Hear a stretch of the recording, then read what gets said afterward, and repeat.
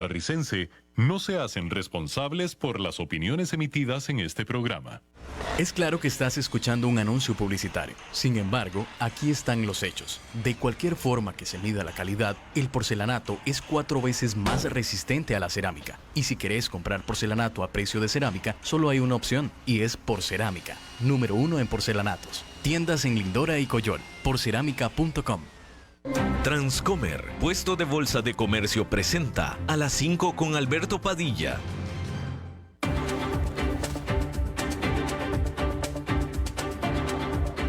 Inicia a las 5 con Alberto Padilla. Un programa diseñado con el objetivo de llevarte diariamente un tema de actualidad, acompañado siempre de reconocidos editorialistas. De lunes a viernes a las 5 de la tarde por CRC 89.1 Radio. A las 5 con Alberto Padilla. Hola, ¿qué tal? Saludos, bienvenidos a esta emisión de A las 5 con su servidor Alberto Padilla. Muchísimas gracias por estarnos acompañando. Gracias por estar ahí. Le mando cálidos saludos desde la señal y las instalaciones de CRC 89.1 Radio en San José, Costa Rica, desde donde estamos transmitiendo hasta el punto, en el tiempo y en el espacio en el que usted nos está escuchando, porque estamos saliendo en diferentes vías simultáneamente, por ejemplo en Facebook Live, en la página de este programa, A las 5 con Alberto Padilla. Estamos también disponibles en el canal de YouTube de este programa. Estamos también en podcast, en las más importantes plataformas para ello, como son Spotify, Apple Podcast, Google Podcast y otras 5 importantes más. Aquí en Costa Rica, este programa que sale en vivo en este momento a las 5 de la tarde se repite todos los días a las 10 de la noche aquí en CRC 89.1 Radio. Disponibles también solo en vivo y solo en Costa Rica en el canal de la televisión abierta 49.1 y 19.1, en el canal 549 de Liberty, en el canal 54 de Plus TV y en el canal 63 de Cablevisión de Occidente. Solamente en vivo, solamente en Costa Rica. Todos los demás nos pueden escuchar a través de cualquier aparato móvil, en cualquier parte en la que usted prefiera hacerlo, a cualquier hora del día. En esta ocasión me acompaña, al otro lado de los cristales, tratando de controlar los incontrolables, el señor David Guerrero, y la producción general de este programa, siempre poderosa, desde Colombia, a cargo del señor Mauricio Sandoval. Bien, definitivamente la noticia más importante de esta jornada, monitoreando el nivel de inflación de la principal economía del mundo, que es Estados Unidos. Y por supuesto, la gran pregunta no solamente era cuál es el nivel de inflación en los Estados Unidos, sino qué tan efectiva ha venido siendo la campaña de la Reserva Federal, que es el Banco Central de los Estados Unidos, de aumentos de tasas de interés para tratar de amainar a la inflación. Y por supuesto que este dato de la inflación de este jueves es una pista clave para esto. Hay que decir que lo que se informó en cifras este jueves, en general, fueron bastante alineadas con lo que estaban esperando los analistas. Decir que la inflación anual general de los Estados Unidos marginalmente subió durante julio, con respecto a junio. El último dato que se presentó este jueves fue el de julio. Resulta que la inflación anual de julio, que quiere decir la inflación en los últimos 12 meses, es decir, de julio a julio, fue de 3,2%, viniendo del 3% que se presentó el mes anterior, que fue junio.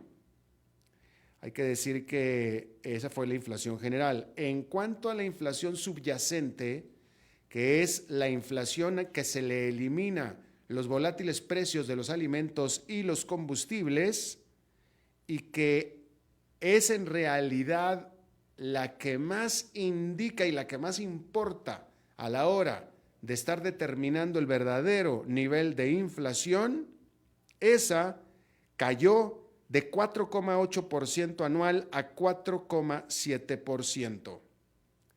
Mientras tanto, en una base mensual, La inflación subyacente de julio subió 0,2%, siendo el segundo incremento consecutivo para esta inflación, la subyacente. Pero decir, sin embargo, que esto representa la ganancia consecutiva mensual más pequeña en más de 2 años. Por supuesto que estos datos son una gran diferencia, una tremenda diferencia a los picos que se alcanzaron hace prácticamente justamente un año. Porque en junio del año pasado, la inflación alcanzó 9,1%. Hoy está en 3,2%. Fíjese usted los grandes avances que se han logrado en inflación, de 9,1 a 3,2 en 13 meses. Y hay que decir que en junio también del año pasado, la inflación subyacente era de 6,6%. Por supuesto que estas cifras que se presentaron de julio no alcanzan todavía, se acercan, pero no alcanzan todavía la meta de la Reserva Federal, que es el Banco Central de los Estados Unidos, de una tasa anual de inflación del 2%. Ahí va, pero todavía le falta para llegar al 2%. Y por supuesto que la gran pregunta ahora es ¿qué va a hacer la Reserva Federal en su reunión que va a ser en septiembre, en su reunión de política monetaria? ¿Será que terminó por lo pronto la Reserva Federal de aumentar las tasas de interés? Bueno, eso estaremos viéndolo. Por cierto, déjeme le comento que el dato de la inflación subyacente de 6,6%, que fue el pico, fue de la subyacente, fue en septiembre.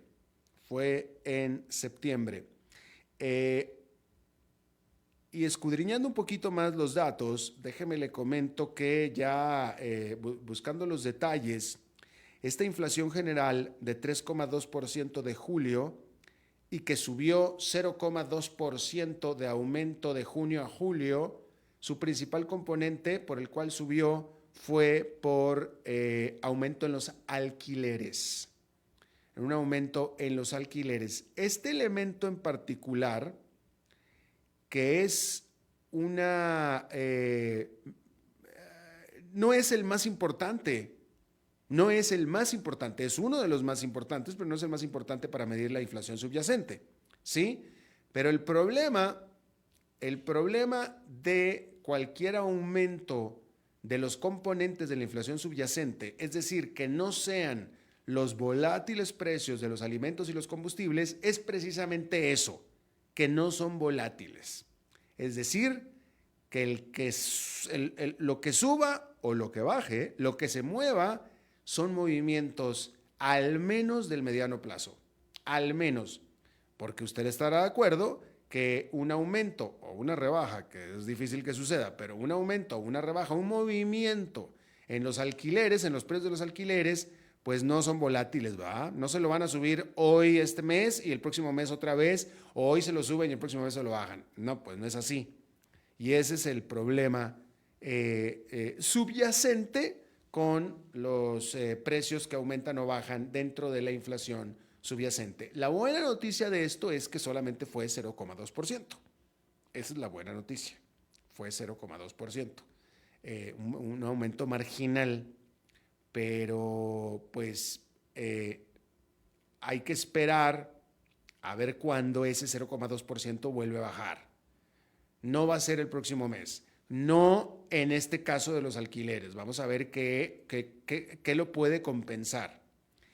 Y esto es lo que estará tomando en cuenta la Reserva Federal en su próxima reunión de política monetaria para pues determinar si vuelve a subir las tasas de interés o hace una pausa o qué va a hacer. Con el entendido de que cada aumento de tasas de interés es con el objetivo específico y exprofeso de disminuir la actividad económica, es decir, el crecimiento de la economía. ¿Ok? Entonces, ahí es donde están los ojos puestos en qué es lo que va a hacer la Reserva Federal a este respecto. Por lo pronto, son buenas noticias en general lo que se tiene respecto a la inflación. Por cierto, decir que de las economías grandes, es decir, tomando en cuenta también a Europa, a las economías de la Unión Europea, la de Estados Unidos es la que ha tenido por lo pronto efectos más contundentes en la reducción de la inflación. En Europa todavía no. En Europa todavía no. Mismo problema, misma receta, misma solución. En Estados Unidos ya está dando resultados positivos. En Europa no. En Estados Unidos pareciera, toda la indicación es hasta ahora que Estados Unidos va a salvarse de una recesión, no va a haber recesión económica. La economía sigue creciendo con una inflación que tiende a la baja, contrario a lo que está pasando en Europa. En Europa, la inflación parece estar cayendo también, todavía está muy elevada, pero junto con la inflación está cayendo la actividad económica. Alemania, de hecho, entró ya en recesión. Parece que está saliendo, pero no con mucho crecimiento. La Gran Bretaña ni se diga. Ahí estamos hablando de las dos economías grandes del continente europeo. Una situación muy diferente a la de Europa con la de Estados Unidos. Y bueno, y la China con deflación incluso. Pero bueno, seguiremos informando acerca de este asunto. Hay que decir que la Suprema Corte de Justicia de los Estados Unidos hizo un bloqueo, una prohibición temporal a el acuerdo de bancarrota de la farmacéutica Purdue Pharma, que son los productores del opioide y analgésico OxyContin. Este acuerdo de bancarrota para Purdue Pharma, que incluía un arreglo monetario importante, había sido aprobado en mayo por una corte baja, no la Suprema Corte, que es la corte más alta, ¿sí?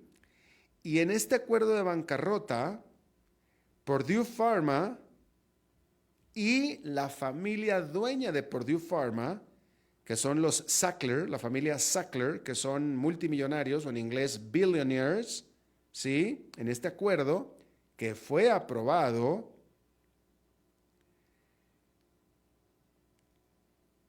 la familia entregaba $6,000 millones, $6,000 millones a las víctimas de la crisis de opioide, pero se les protegía para no recibir más demandas ni nada que tenga que ver con este caso en el futuro. Quedaban completamente protegidos y aislados. Es decir, con $6,000 millones arreglaban y pagaban todo lo que pudiera ser responsable y responsabilidad de ellos y de la farmacéutica de aquí hasta la eternidad. $6,000 millones es mucha plata, ¿eh? Muchísimo dinero. Sin embargo, esto es lo que la Corte Suprema de Justicia está bloqueando. Quiere tener tiempo de estudiar bien este acuerdo y puso al mes de diciembre la Suprema Corte para estudiar este acuerdo y dar un veredicto final. Si lo apoyan, lo ratifican o lo echan para atrás. Así es que ahí tiene usted este asunto.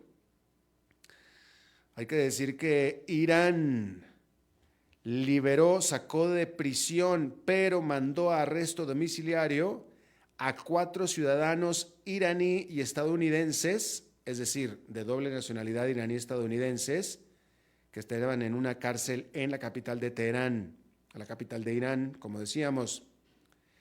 Esto forma parte de un acuerdo más grande en el que estos 4 prisioneros, más un quinto que estaba ya en arresto domiciliario, supuestamente pronto terminarán de vuelta en los Estados Unidos. A cambio, los Estados Unidos,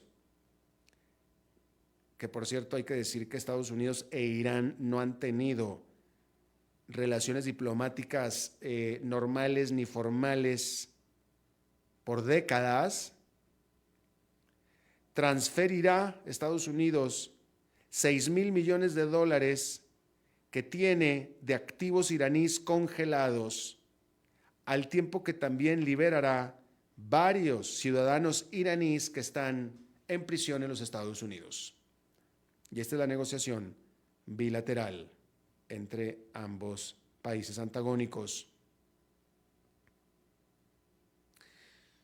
En noticias del expresidente de Estados Unidos, Donald Trump, y un empleado de él de nombre Walt Nauta se declararon no culpables en varios cargos adicionales provenientes de el manejo inapropiado de documentos altamente clasificados en la residencia de Florida de Donald Trump, conocida como Mar-a-Lago.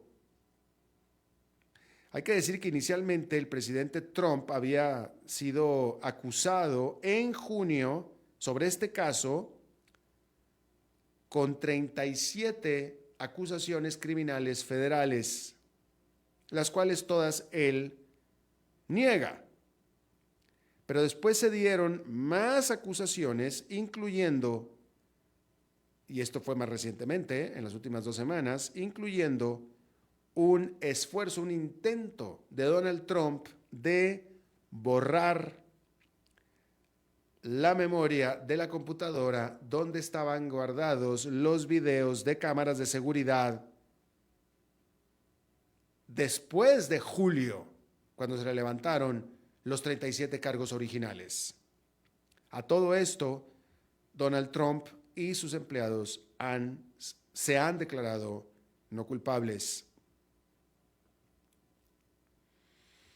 El presidente Joe Biden firmó una declaración de desastre sobre los incendios forestales que están devastando al archipiélago de Hawái.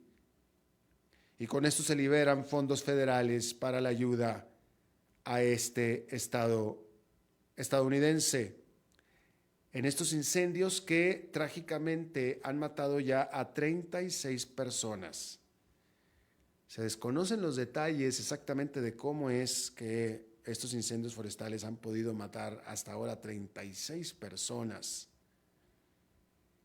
Hay que decir que las llamas en Hawái han estado siendo alimentadas por los fuertes vientos que han sido efecto de un huracán alejado de Hawái. Es un huracán lejos, pero que sin embargo cuya cola o vientos han estado afectando y alimentando estos incendios forestales, específicamente en la isla de Maui. Ahí el pueblo turístico de Lahaina fue devastado, fue destruido prácticamente en su mayoría. Miles de personas fueron evacuadas de sus casas y muchos tuvieron que resguardarse de las llamas y del humo metiéndose al océano. Y ahí fueron rescatados la gran mayoría de ellos por parte de las autoridades en Hawái.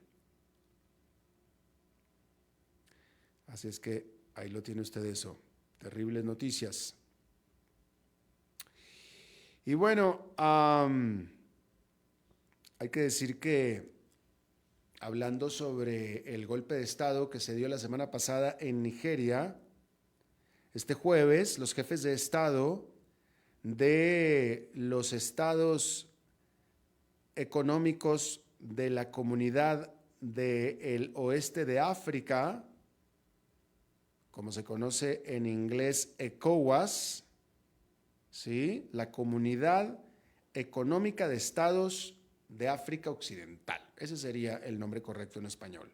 la Comunidad Económica de Estados de África Occidental, que se reunieron este jueves para hablar sobre qué hacer y cómo reaccionar a este golpe de Estado en el cual fue sacado del poder Mohamed Bazoum el 26 de julio pasado.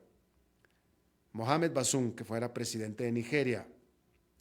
Este bloque de países regional de África había originalmente amenazado con usar la fuerza militar si el presidente Bazoum no era reinstituido en su oficina para el domingo pasado.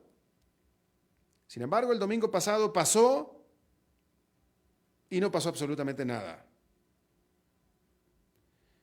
La junta militar que está dirigiendo en este momento Nigeria cerró el espacio aéreo nigeriano y aseguró que 2 países africanos estaban preposicionando tropas. Eso fue lo que dijeron ellos. Pero fuera de eso no ha pasado mucho más, ¿sí? Este grupo de estados, conocido como ECOWAS, todavía está esperando y todavía está pues poniendo como instrumento principal una solución diplomática a lo que está pasando. Sin embargo, hay una aparente oposición, hay una aparente fuerte oposición dentro del bloque a una posición muy fuerte en contra de la Junta Militar de Nigeria.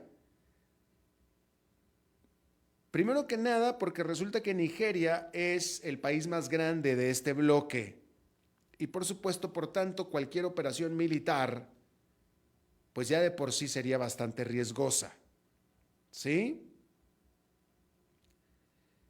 Y francamente, nadie en este momento está esperando que en realidad el presidente Bazoum vaya a volver al poder, sobre todo con permiso o por venia de la Junta Militar.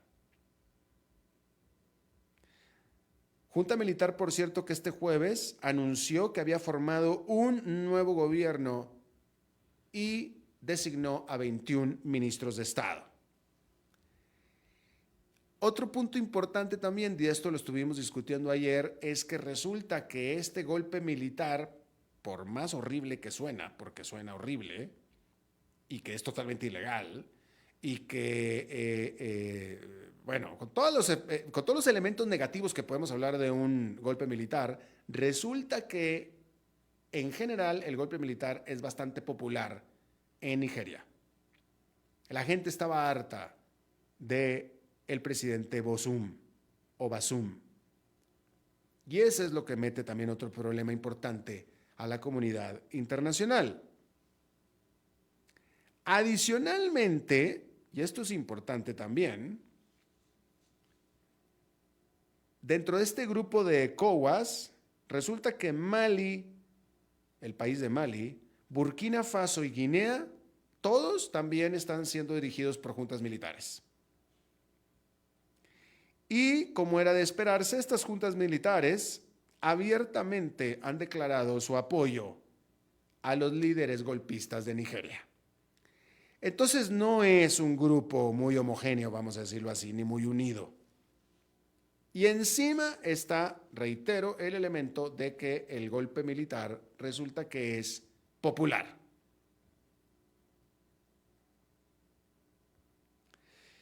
De tal manera que no faltaron en esta reunión cumbre del bloque, no faltaron las declaraciones rimbombantes, altisonantes, amenazadoras, agresivas y determinadas. Eso hubo, ¿sí? Pero sin embargo, se sabe y se esperaba y se espera y se conoce que están dejando un amplio margen a la negociación diplomática.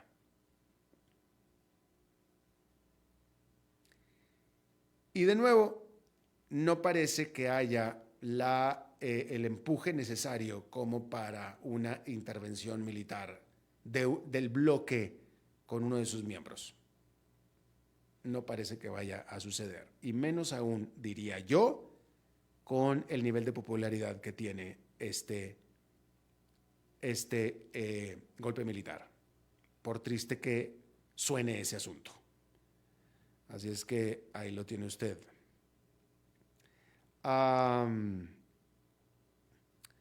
Bien, vamos a hablar de la India. Este año 2023, en muchos sentidos, ha sido el año de la India, ¿eh?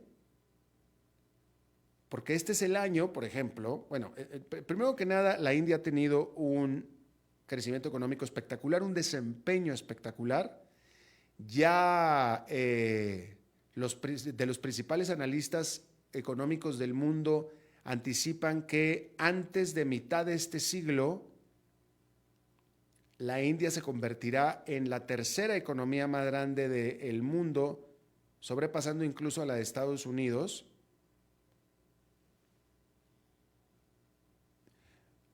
No, déjeme aclaro, no. Sería la tercera, después de Estados Unidos, China, y la India sería la tercera, ¿sí? Desplazando a Japón.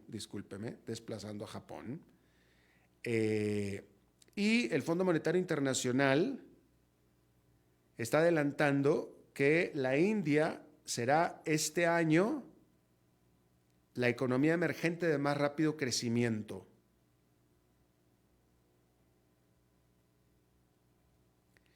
Y bueno, todo esto ha estado transformando de manera importante a esta economía y a este país, que es uno de los más poblados del mundo también, y que todavía conserva uno de los niveles de pobreza más grandes, y también de riqueza, pero también de pobreza, ¿sí? Y en esta nota que estoy leyéndole para usted, uno de los segmentos que más se ha desarrollado con este crecimiento económico ha sido el de las motocicletas.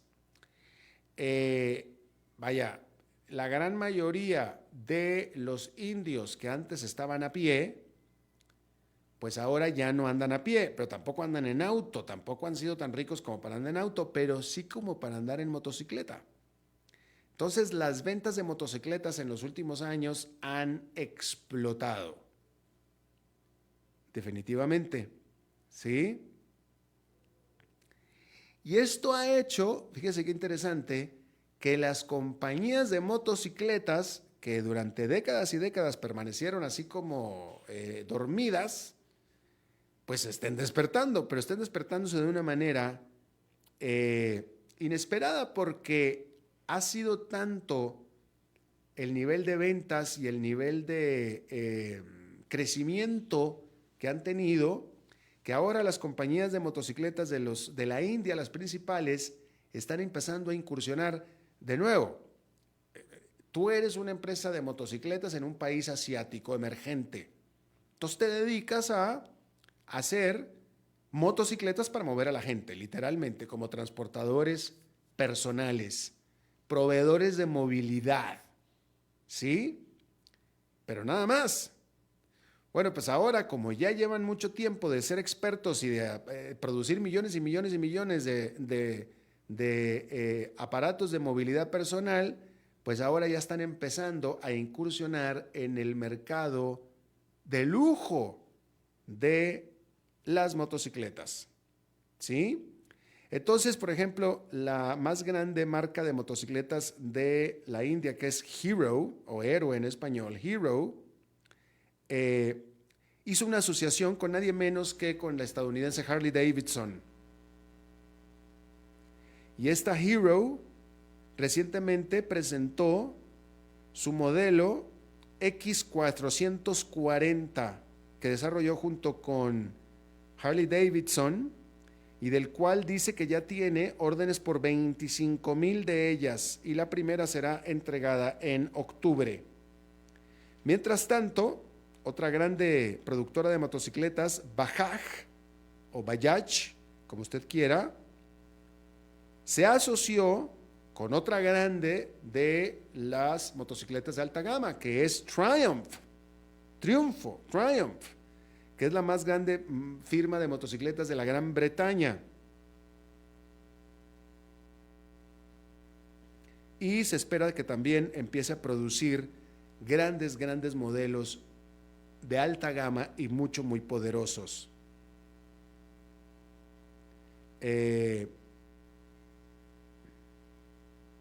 Hay que decir que estas dos firmas, con estas asociaciones tan notables y rimbombantes, aún están detrás de la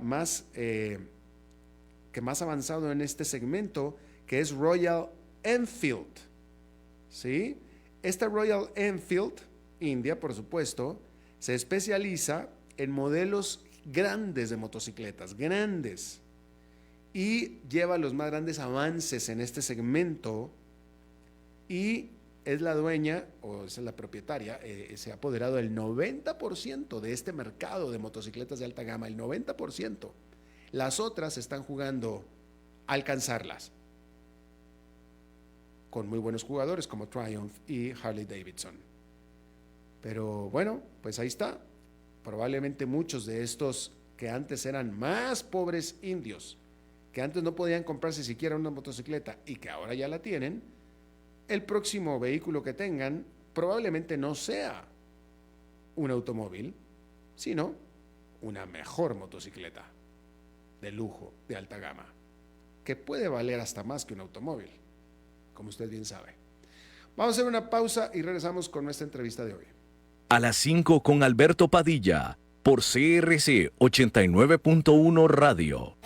Ok, ya te has reído con nosotros, has aprendido con nosotros y nos hemos conocido más. Pero es hora de ponernos serios. El mejor momento para invertir fue hace 10 años y el segundo mejor momento para hacerlo es hoy. Entra a transcomer.com, convertite en un inversionista y transforma tu destino. Transcomer, puesto de bolsa de comercio. Construyamos juntos su futuro. Somos expertos en eso. Es claro que estás escuchando un anuncio publicitario. Sin embargo, aquí están los hechos. De cualquier forma que se mida la calidad, el porcelanato es 4 veces más resistente a la cerámica. Y si querés comprar porcelanato a precio de cerámica, solo hay una opción, y es Porcerámica, número 1 en porcelanatos. Tiendas en Lindora y Coyol, porcerámica.com.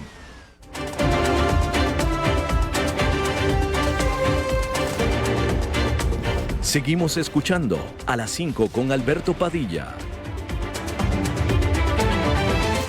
Gracias por continuar con nosotros. Bueno, vamos a hablar de este terrible caso del asesinato de un candidato presidencial en Ecuador que sucedió ayer y que estoy seguro que usted está perfectamente al tanto. En una situación muy dolorosa que haya sucedido en América Latina, y yo diría que doblemente dolorosa porque Ecuador en particular era y ha venido siendo siempre uno de los países más seguros, menos violentos de América Latina. Realmente la situación de violencia que ha estado sucediéndose en Ecuador en este año definitivamente, pero desde el último año, el último par de años, es muy dolorosa porque de nuevo Ecuador nunca había sido, estaba por debajo de la media de violencia de América Latina, definitivamente. En este ataque espantoso, porque para empezar, fue un ataque suicida.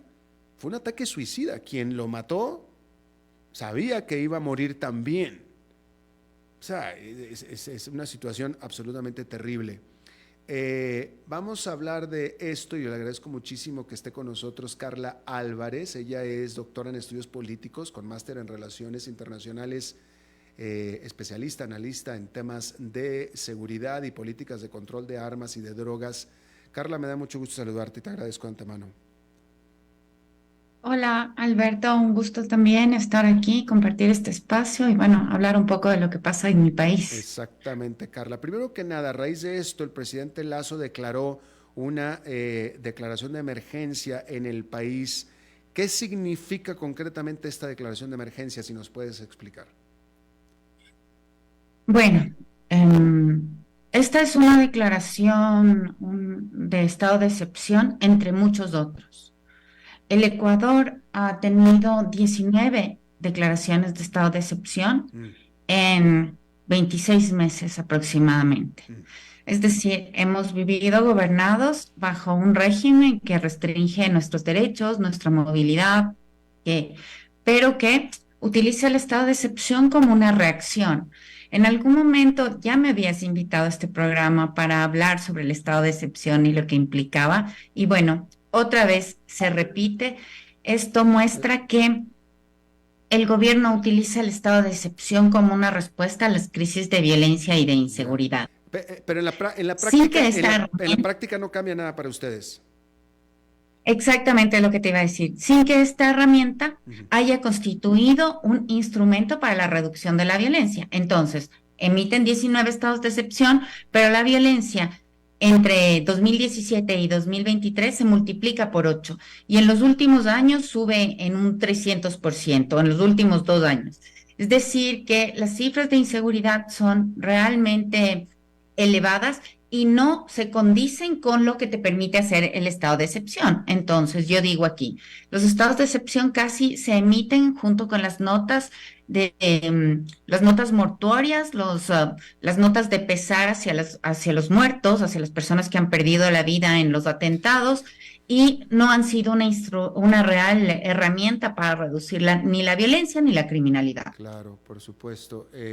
Terrible. Ahora, déjame te pregunto, este asesinato a Fernando Villavicencio, ¿qué es lo que sabemos? ¿Por qué lo asesinaron, dado que Villavicencio no era de los favoritos para las elecciones, ahora que serán en las próximas 2 semanas?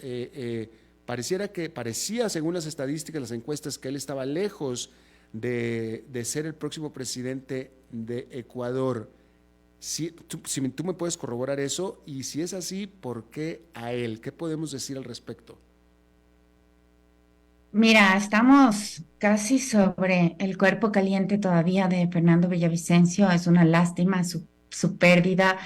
Yo nunca fui su coidearia, pero como ser humano lamento terriblemente que él haya perdido la vida en un ataque tan violento, y adicionalmente como ciudadana ecuatoriana lamento que esto ocurra en medio de una contienda electoral, porque una de las mayores afectaciones, además de la pérdida de la vida humana, es el debilitamiento del proceso democrático en el Ecuador. Como tú dices, efectivamente, Fernando Villavicencio estaba en un grupo de 8 candidatos contendientes por la presidencia del Ecuador, y él ocupaba el 5º lugar con intención de voto. Es decir, su voto en algún momento despuntó un poco al 8%, después bajó y estaba entre el 5 y 6% de intención de voto. ¿Qué te puedo decir? En términos electorales, era un candidato que dividía la votación de la derecha, porque 7 de los 8 candidatos están alineados con la derecha, unos más, unos menos, pero en general se puede hacer esta división, y hay una candidata que está más alineada hacia la izquierda.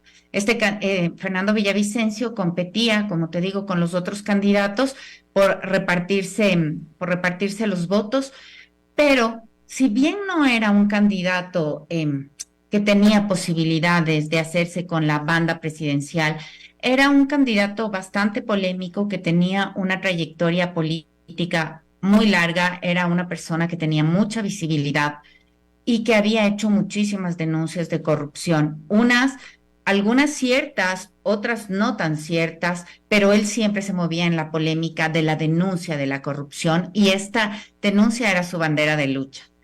¿Cuáles son los motivos para asesinarlo?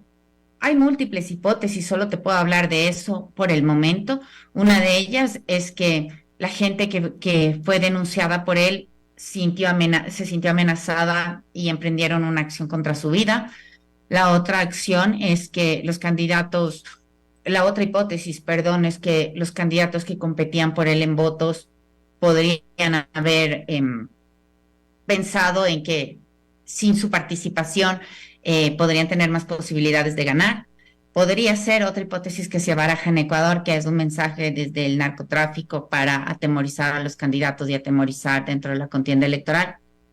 En fin, todavía estamos haciendo investigaciones y tratando de aclarar este evento para que nos den una respuesta. Nos merecemos una respuesta como ciudadanía porque nunca habíamos vivido un proceso de esta magnitud con este grado de violencia y estamos todavía en shock. Por supuesto que sí, y con ustedes el resto de América Latina. Nosotros vimos el video, todo mundo hemos visto el video del momento en el que fue asesinado Villavicencio. Él estaba rodeado de policías. Creo yo que no exageré al principio de esta entrevista cuando dije era un ataque suicida, porque si tú vas a asesinar a quemarropa a alguien que está rodeado de policías, lo más seguro es que vayas a morir, que fue lo que sucedió con el asesino. Sin embargo, la información dice que el asesino murió en la delegación policíaca. ¿Cuáles fueron las circunstancias, si es que fue así, y cómo es que así fue que murió? A ver, todo muy raro. Primero Exacto. porque él estaba en un mitin político en una calle céntrica de Quito, es decir, en una calle con mucha confluencia de gente, y entonces él supuestamente tenía 3 anillos de seguridad. Era el candidato, es un candidato que estuvo alineado con el gobierno durante mucho tiempo y que tenía la mayor o el equipo mayor de protección, porque él había denunciado amenazas en contra de su vida. Bien, llega a este meeting y supuestamente él tiene 3 anillos de seguridad. Estos 3 anillos de seguridad lo que te permiten es un aislamiento del candidato con la gente y te permiten también el equipo de gente. Esta estructura permite que el equipo de gente y de protección esté al tanto de lo que ocurre en el entorno para poder prevenir cualquier ataque. Sin embargo, pese a contar con esta protección, pese a que tenía el mayor número de guardias o de personas que le acompañaban para brindarle seguridad, pese a esto, hay unos errores que son incomprensibles de entender.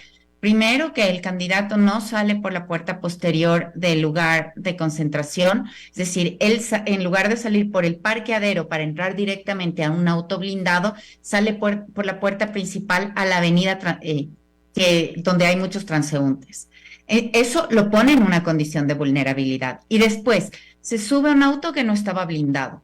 Y cuando se sube, los policías, bueno, se agachan, ellos protegiendo su vida, pero no hubo nadie que intentase protegerlo o que tuviera un acto de protección a favor de Fernando Villavicencio. Entonces, eso es extraño. Después capturan a uno de los partícipes en este asesinato y lo llevan para hacer investigaciones supuestamente a la unidad de flagrancia, aquí se llama así, cuando los delitos están recientes, casi en el hecho, cuando se coge al delincuente en el hecho, pues se lo lleva a la policía para que hagan su declaración y para iniciar las investigaciones, y hay videos que muestran que él llega vivo, cuando después se ve que él está muerto, es decir, que hay la posibilidad de que haya sido muerto dentro de las mismas instalaciones policiales. Lo que llama la atención es por qué queremos al asesino muerto tan rápido cuando podía habernos contado tantas cosas. Pero Entonces, ¿qué dicen las autoridades de cómo fue que murió? Entonces, él llegó vivo a la delegación policial y ahí adentro lo mataron. Según se lee en el extranjero, que lo mataron en un enfrentamiento a balazos que hubo ahí adentro. Pero ¿qué es lo que dice la policía? ¿Cómo se dio esto? Pues la policía no ha dicho nada. El gobierno ayer a la medianoche dijo que se ha capturado a la persona que cometió este asesinato y que está herida y que la van a llevar a un centro de salud. Eso dijo el gobierno, pero en realidad ya la persona, el asesino, murió y ya no hubo tiempo de llevarlo a un centro de salud. Esto levanta muchísimas dudas. Déjame decirte que esto enturbia el procedimiento de investigación y enturbia las circunstancias en las que ha muerto Fernando Villavicencio y los motivos por los cuales fue asesinado. Por último, la revista Semana en Colombia reporta que capturan a 6 colombianos tras el crimen de Villavicencio. Yo no he leído la nota, supongo que esta captura fue en Ecuador, pero tú me lo corroborarás. ¿Qué sabemos de eso? Se sabe poco, se sabe que son colombianos y venezolanos y que, bueno, todos habrían participado de este asesinato. En fin, el punto es que no hay ninguna claridad al respecto, ¿no? Se coge a esta gente con un armamento, se coge con armamento y con municiones, me parece, pero poco tiempo después, a las poquísimas horas, aparece un video en redes sociales donde una de las pandillas más importantes del Ecuador se atribuye el delito. Esto pasa antes de la medianoche, todo esto, y hoy en la mañana esta pandilla hace un video público desenmascarados, mostrando su rostro, diciendo que ellos no tienen nada que ver. Entonces, hay una serie de hechos y de hechos contradictorios. Entonces, por esto te digo, está todavía muy, muy reciente el evento. Hay muchos eventos que contradicen, que no te permiten ver la lógica. Lo que creo que sí es innegable es que esto tiene un impacto en el proceso electoral ecuatoriano, que estamos a 12 días de celebrarlo. Entonces, creo que esta es una conmoción generalizada que nos ha causado y creo que esto fue una de las intenciones de este atentado. Claro, parece ser que sí. De manera muy rápida, déjame te pregunto, Carla. Ecuador nunca fue ni es todavía uno de los grandes productores de droga de América del Sur. Hasta la fecha no lo es. Los vecinos de Ecuador siempre han sido y siguen siendo de los principales productores de droga de Sudamérica, que son Colombia y Perú. ¿Por qué este surgimiento, esta explosión de violencia precisamente en Ecuador? ¿Por qué? Muchas razones, ¿no? El crecimiento, la explosión de la violencia y la inseguridad no tienen una razón multicausal, diré una unicausal, sino que hay muchas causalidades que convergen y que generan este fenómeno.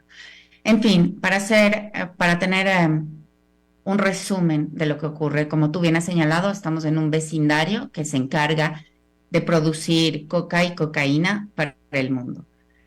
Durante la pandemia, esta producción en estos países creció y Ecuador se convirtió cada vez más en una pista de exportación para la droga hacia los países consumidores, que además pagan muy bien por la coca y la cocaína. En estas circunstancias de crecimiento de la criminalidad en América del Sur, sobre todo el crecimiento de la criminalidad del narcotráfico, pero de otros fenómenos también, pues hay un cambio de gobierno en el 2017 y es un cambio de gobierno que reorienta la política pública ecuatoriana y que decide que hay que hacer ahorros en el gasto estatal y estos ahorros empiezan a hacerse a través de la desaparición de determinadas entidades públicas.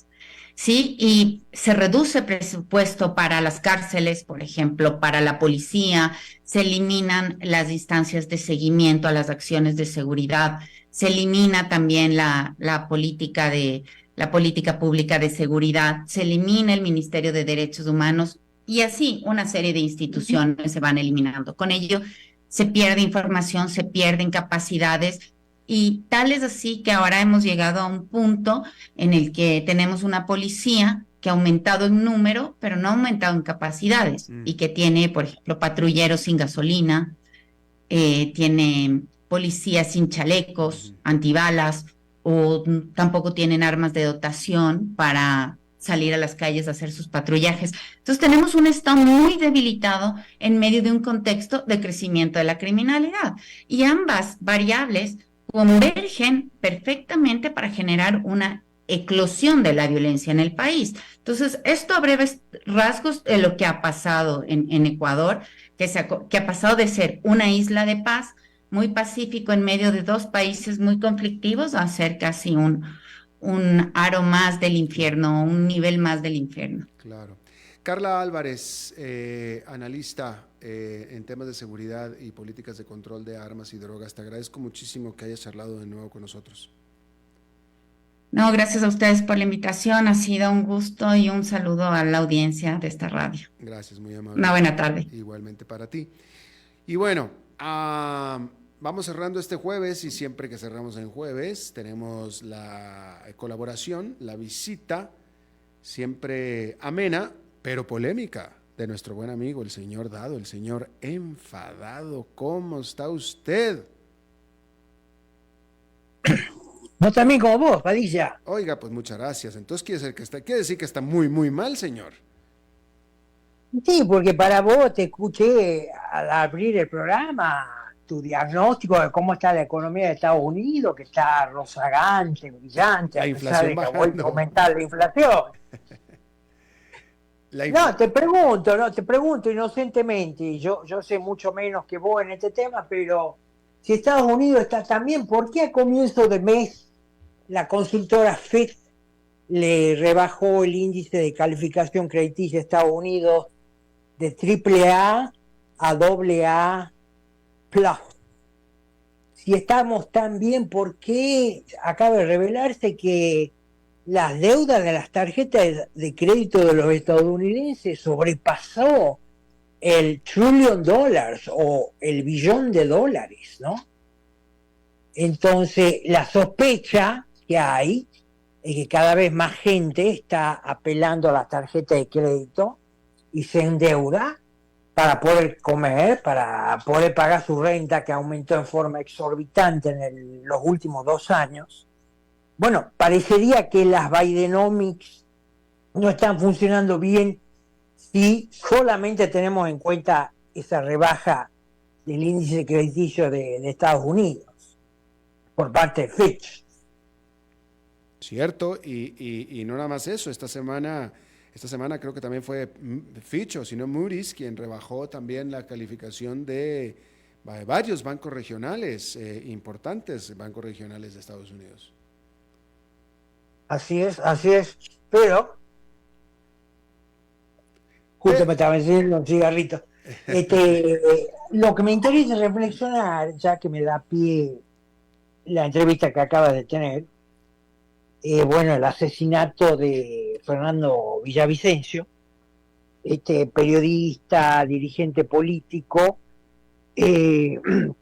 Estamos viendo a medida que va surgiendo más información cómo se trató de un asesinato que tiene un nivel de sofisticación bastante importante, lo cual sugiere que hay estructuras dentro del poder que han ayudado, por decirlo así suavemente, a que se cometa este asesinato. Comenzando porque el sospechoso de haberlo matado muere misteriosamente en una celda. Me hace acordar un poco al asesino de Kennedy, ¿verdad? Muere Sí. misteriosamente, su nacionalidad, según se dijo, es colombiana. Detienen a otros 6 tipos que dicen que también son colombianos. Le atribuyen o se autoatribuye el asesinato a una banda criminal, que después esta banda criminal lo desmiente, como recordaba tu entrevistada, lo cual a mí me deja la reflexión de que detrás de este asesinato, que te vuelvo a decir es bastante sofisticado, cómo se han ido eliminando cabos sueltos, hay una estrecha urdimbre, se me ocurre es la palabra, entre las bandas criminales dominadas por el narcotráfico y lo que a mí me gusta llamar el surdaje, ¿no? Entonces, sabemos que el objetivo de las investigaciones de Villavicencio, en buena medida, fue el ahora expresidente Rafael Correa, que es más, por una de esas investigaciones, a él se lo investigó y condenó. Entonces, digamos, la sensación fuerte que yo tengo es que hay una alianza cada vez más estrecha entre las bandas de criminales, sobre todo el narcotráfico, y la izquierda, ¿no? Y hasta la extrema izquierda en América Latina, que con este caso, creo que en forma ya desembosada, se presenta en sociedad. Todavía no lo han hecho con nombre y apellido, pero se presenta en sociedad con hechos. Y bueno, pobre América Latina lo que se viene si estas fuerzas realmente convergen, ¿no? Sí, y bueno, yo no puedo corroborar la validez de esta información, pero estaba... No es información, es reflexión, es opinión, teniendo en cuenta los datos que hay, que aparecen así en forma aislada, ¿no? Te vuelvo a decir, o sea... No, claro, no, y no me refería a lo que usted nos estaba diciendo, sino estaba leyendo ayer a alguien que decía y que aparentemente recordaba, que entre las últimas denuncias de Villavicencio era sobre los vínculos entre el narcotráfico y el gobierno de Petro en Colombia. Bueno, ¿de qué tendencia es Petro? Es zurdo. Exacto, por eso precisamente le dijo. Entonces, pero bueno, yo creo que estamos ante un momento de bastante oscuridad en la política de América Latina, porque por otra parte tienes que preguntar, ¿quiénes financian a estas fuerzas de izquierda que están gobernando, qué sé yo, en Brasil, en México, en Argentina, ¿no? Claro. Bueno, en Argentina, por ejemplo, hoy hubo una protesta, te lo cuento muy rápidamente, y por primera vez la policía de Buenos Aires salió a reprimir la protesta, y hubo un muerto porque le dio un ataque cardíaco, ¿no? Y este muerto es un argentino que era miembro de las FARC y que se movía así entre Bolivia, Colombia, Argentina, ¿no? Entonces, ahí tenés otro dato para... Señor Dado se fue. ¿Qué pasó con el señor Dado? No, estoy aquí. Ah, ya, otro dato. No, sí, definitivo. Sí, definitivo. Señor Dado, le agradezco muchísimo su reflexión de este jueves. Muchas gracias. A la orden, Alberto Padilla. Saludos a la audiencia. Próximo jueves nos vemos por acá. Muy bien, el señor Dado, ya con un humor muy estable, muy benigno, muy positivo. Bueno, no, pues no sé si positivo, pero estable y benigno, de buen humor. Cosa que no siempre sucede con el señor Dado, así es que le agradezco muchísimo como siempre. Bueno, eso es todo lo que tenemos por esta emisión de A las 5 con su servidor Alberto Padilla. Muchísimas gracias por habernos acompañado. Espero que termine su día en buena nota, en buen tono, y nosotros nos reencontramos en 23 horas. Que la pase muy bien. A las 5 con Alberto Padilla fue traído a ustedes por Transcomer, puesto de bolsa de comercio. Construyamos juntos su futuro.